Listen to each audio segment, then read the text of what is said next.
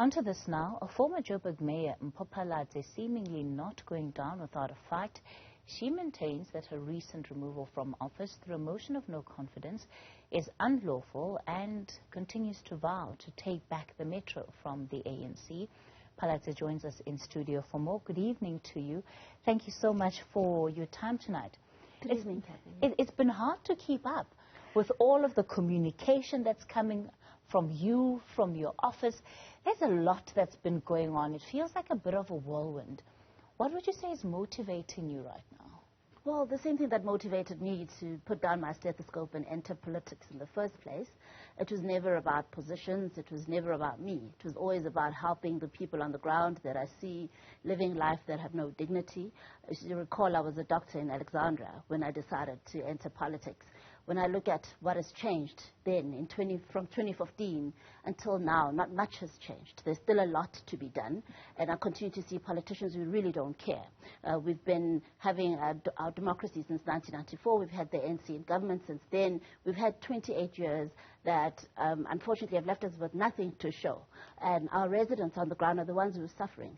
So yes, it was never about me. It's still not about me. It's still about the 6 million residents of Johannesburg. I made a vow to our residents. I'll remain committed to them. This battle is internal. It's a council battle. Our residents cannot enter the battle at this point, and our democracy is under attack. There is a lawless speaker, unfortunately, in council currently. There is no regard for the laws of this nation. There's no regard for the rules of council. Somebody has to stand up and say enough and protect our council, protect the institution as a legal entity, and protect our residents. Of course, there have been some who looking again at the way in which you have been responding to your ousting as mayor. Look at it and say, well, she looks like she's a sore loser. Why can't she let this go? A council has been constituted. For all intents and purposes, it seems that, correct procedures were followed. Of course, you're taking this matter to court, so that will be up to the court to make a final determination on it. But as things stand, what do you say to that? Well, it's propaganda. This is politics. There will always be propaganda. So does it surprise me? No, it doesn't surprise me. In fact, I expect it will happen. I expect there'll be more of it. It doesn't faze me. I'm not about those people. I'm not here for the naysayers. I'm here for the people who are voiceless out there, who need somebody to stand up and fight for them and say enough is enough. We know what's going on. We can see the corruption agenda that's beginning to unfold. In the last 2 weeks, we can see what's happening in the city already. Many key decisions that are being made that are very questionable, very concerning. Telling the boards of entities to stop meeting, to stop taking any decisions, advertising to change and remove all the boards of entities. These boards have not been in office for a year. They've done nothing wrong. They were elected through a fair process, and now they're being changed for whatever reason. Looking at key appointments, acting appointments in key positions and the kinds of people who are being placed in those positions. Very questionable past, many of them previously charged for various acts of fraud, corruption, maladministration. Who are these many people that are being installed into these positions? I mean, it's certainly not surprising that whenever you have a change of administration, it's not to say that it's a culture that should prevail, but it's become part of our body politic that when you have different political heads coming on, that automatically seems to bring in different levels of individuals at various administration areas. We don't question the administration's right to change officials and put in people that they feel they can work with. However, you need to do it properly, follow due process, but also the types of people that you install in those positions need to be above board, particularly for the types of roles, senior management roles. I mean, all the way down throughout the institution, you need people of integrity, people who can be trusted. But when you have people who've been charged previously by the SIU, people who've been investigated by the city's Group Forensic and Investigation Services Unit, we're seeing the acting COO of the city currently, very questionable past. I won't mention names, but it's there. But it's important that you do mention names so that it doesn't just stay something that's in the realm of speculation, right?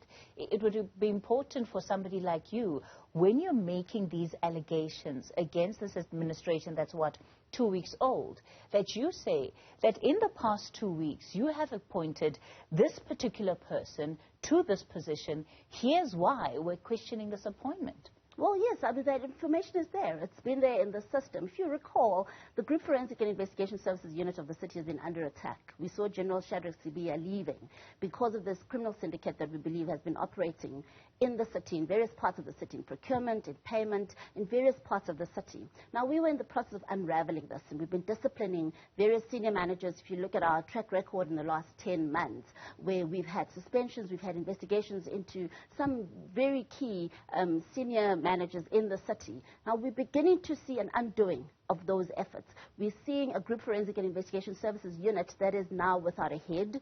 Ever since General Shadrach Sibiya left, his second in command has been acting. She's since been removed since the last 2 weeks, since this illegal takeover of the city. And that very crucial unit is left without a head. That in itself is questionable, not when we're still dealing with so much corruption in the system. So it makes you wonder what exactly is the agenda of this administration. But we can see what it is. We're concerned, we're doing our oversight, but we continue the battle in the court. We continue the political battle to restore to our residents the type of government that's going to put them first. The real challenge you're going to face is that should the court find that that your ousting, as you argue in court papers, was unlawful and reinstate you, you still need parties that are going to vote with you. And that seems to be where the greatest failure has been. Your coalition partners, at least those that helped you get into that seat, seem to simply not believe in that relationship anymore. Well, things change in politics all the time. A lot has happened in the past few weeks. That doesn't mean that it's over. There's a lot of negotiations happening even as we speak, and I'm quite confident that negotiations we'll be able to. Between who and who about what? Well, negotiations about rebuilding a coalition that can be trusted by residents, a coalition of integrity that is corruption-free, and that is all about service delivery. Those engagements are happening. There's various bilaterals within our coalition, between the different parties in the coalition, but we're also reaching beyond the original coalition. So give me names of parties. Tell me that as things stand, if tomorrow the court rules in my favor, I am confident that I will be able to be voted in as mayor because I have these amount of parties or these individuals from these parties that will support that move. And the reason I say this is because you've already had the likes of Al-Jamaa saying, well, even if you win, it won't help because they certainly won't be supporting you with their vote. And certainly there seems to have been a lot of parties very disgruntled with the nature of the relationship and the way in which the coalition was being run. Al-Jamaa, you'll recall, was a part of this coalition in the beginning, but they bailed quite early on. In fact, we started with 10 parties, and they're one of the 2 that left very early on in the relationship. So what Al-Jamaa says now is neither here nor there. The rest of the parties, the Patriotic Alliance we've seen, has chosen to cross over to the ANC side. We've seen how things are playing out there. We've got our own ideas about what's going on. We're seeing very strange instructions coming from Patriotic Alliance MMCs already, where they're saying all procurement decisions must be placed on hold in their portfolios. Now, you ask yourself why MMCs would issue such a directive. Very concerning indeed. So I don't know what the position is with the PA. I know they've crossed over. And as far as the rest of the parties in the coalition that we had running the city of Johannesburg in the multi-party government is concerned, those parties are talking to each other. From day one, there's been meetings of the technical task team to look at what has happened, take stock, debrief, have crucial conversations about what we can do to rebuild. Who would you say would be your biggest partner in these negotiations? There's no such thing as a biggest partner. Remember, we're all for equality of all partners in a coalition. So what we'd like to see is all the parties come back together and reconstitute what has been broken. That's ironic because that's exactly what they accused you of not having done. But we've been accused of so many things, Kathy. It doesn't mean they're all true. No, but part of what has led to the crumbling of that coalition is precisely that. Well, that the other parties felt they simply did not have a voice. It's not true. So as the mayor of the city of Johannesburg, I can tell you now that all the parties in the city have had a voice. We've treated all parties as equal. We're part of the coalition just like anybody else. We've given concessions where we needed to, and other parties have given concessions where they needed to. I'm not sure where this idea comes from that parties are not treated as equal. Unfortunately, it's a prevailing narrative that we're going to have to fight very hard to disprove. In the meantime, we need to focus on what is important now. And what's important is restoring to our residents a credible government. What would you say are the lessons that you have learned out of this, especially where it comes to dealing with coalition partners? Because, of course, the ANC is having a field day with this moment. In fact, Tata Morero, sitting in that very chair, said, well, he's open to giving you some tips on how to run a successful coalition. Which coalition has he run successfully that he can give me tips?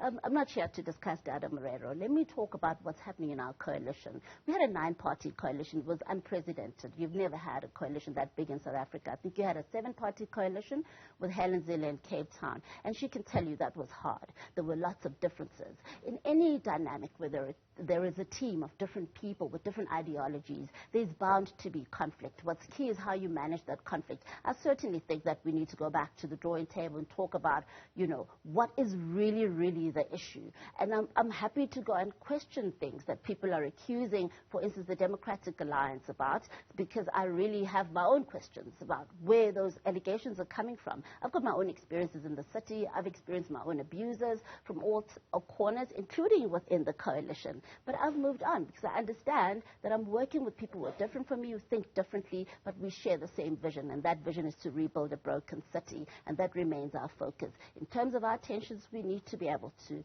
resolve those and move on. Are you talking to Action SA right now? We're talking to everybody. I asked specifically, are you talking to Action SA? Yes, we're talking to everybody. I'm asking specifically about Action SA. Yes. What is the conversation that you're having with Action SA? Action SA was part of our coalition, as I said. All the partners in the coalition are having conversations about the possibility of regrouping and rebuilding so that we can get back to the job of rebuilding the city. It seems relationships were really broken and really strained. And at the heart of it is trust. Fundamentally trust that has been broken. Not easy to say that trust has been restored in 2 weeks. I can't say that trust has been broken. Look, conflict is normal. I don't know if you have siblings. I'm sure you have conflicts all the time. And you can't say that trust is broken just because you had a disagreement over something. So, yes, we've disagreed on approaches. We've disagreed on how we should have handled things. I won't really say that trust is broken. I think we can move on beyond what has happened. All right. Mpho Phalatse, we'll leave it there for tonight.